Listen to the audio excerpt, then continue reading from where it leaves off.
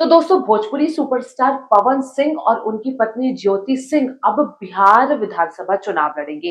इससे पहले काराकाट से उन्होंने चुनाव लड़ा था, लेकिन वो चुनाव हार गए थे लोकसभा में और एक बार फिर से विधानसभा चुनाव में अपना दमखम दिखाने के लिए पूरी तरह तैयार है power star Pawan Singh. BJP में शामिल होने के सवाल पर पवन सिंह ने कहा है कि आने वाला समय बताएगा कि किसके साथ मैं विधानसभा के चुनाव में उतरूंगा और लड़ूंगा।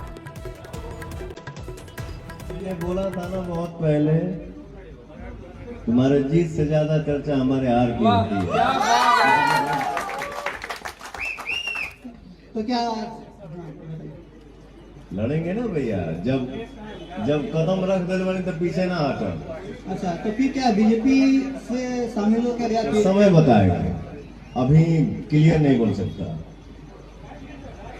अब बाकी काला माटी कर ही रहा हूं, तो बद्री झा हमको बताएंगे कि हमारा हीरो क्या करेगा क्या नहीं। खबरों के मुताबिक अभी तक तो पवन सिंह ने ये क्लियर नहीं किया है कि वो किस पार्टी से चुनाव लड़ेंगे, लेकिन अगर उनके लोकसभा चुनावों की बात करें तो उन्होंने निर्दलीय लोकसभा चुनाव लड़ा था और उन्हें हार का सामना करना पड़ा था। लेकिन इस हार के बावजूद भी अब पवन सिंह ने ये ऐलान किया है कि इस बार वो बिहार विधानसभा चुनाव लड़ेंगे। पवन सिंह ने एक बयान दिया है कि वो विधानसभा के चुनाव भी लड़ेंगे और चर्चा ये भी है, जब उन्हें बीजेपी के बारे में उनसे सवाल पूछा गया तो बोले कि समय आने दीजिए, उसका भी खुलासा करेंगे। क्या बीजेपी के संपर्क में है पवन? देखिए, मैं एक ऐसा अध्यक्ष हूं, दिलीप जायसवाल एक ऐसा अध्यक्ष है जो सबका साथ लेकर के पार्टी चलाएगा। किसी से मेरा परहेज नहीं होगा और जो भी हमारे पार्टी के विचारधारा के साथ जुड़ करके काम करना चाहेगा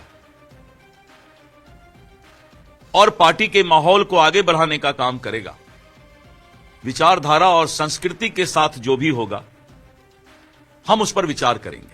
लोकसभा चुनाव से पहले उन्होंने बीजेपी ज्वाइन करी थी। बीजेपी ने आसनसोल से लोकसभा का उन्हें टिकट दिया था। पवन सिंह ने आसनसोल से चुनाव लड़ने से इनकार कर दिया था। उसके बाद उन्होंने काराकाट से निर्दलीय लोकसभा का चुनाव लड़ा था। इस लोकसभा चुनाव में पवन सिंह को हार का सामना करना पड़ा था।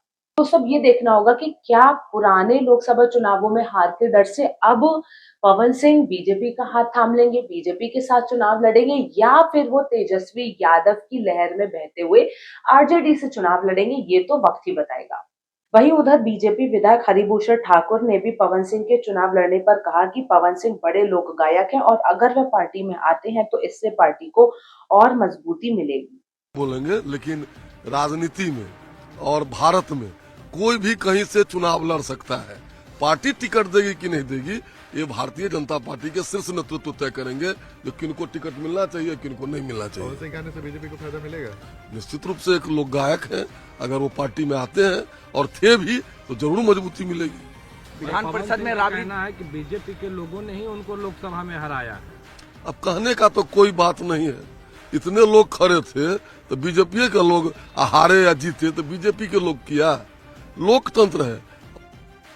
अब दोस्तों यहाँ पे अटकलें तो कई हैं, क्योंकि जिस तरीके से पवन सिंह बार बार ऐसा देखा जा रहा है कि अपने सोशल मीडिया अकाउंट्स के थ्रू हर बार बीजेपी नेताओं का जन्मदिन की बधाइयां दे रहे हैं, फिर चाहे वो मनोज तिवारी के जन्मदिन पे बधाई देना हो, निरहुआ को जन्मदिन की बधाई देना हो, या फिर ब्रिजभूषण शरण सिंह को बधाई देना हो, ये तमाम इस तरीके की लगातार जो बीजेपी को उनके जन्मदिन पे बधाइयां देते जा रहे हैं, कहीं ना कहीं एक नजदीकी नजर आ रही है, कहीं ना कहीं पवन सिंह का बीजेपी की तरफ एक झुकाव नजर आ रहा है।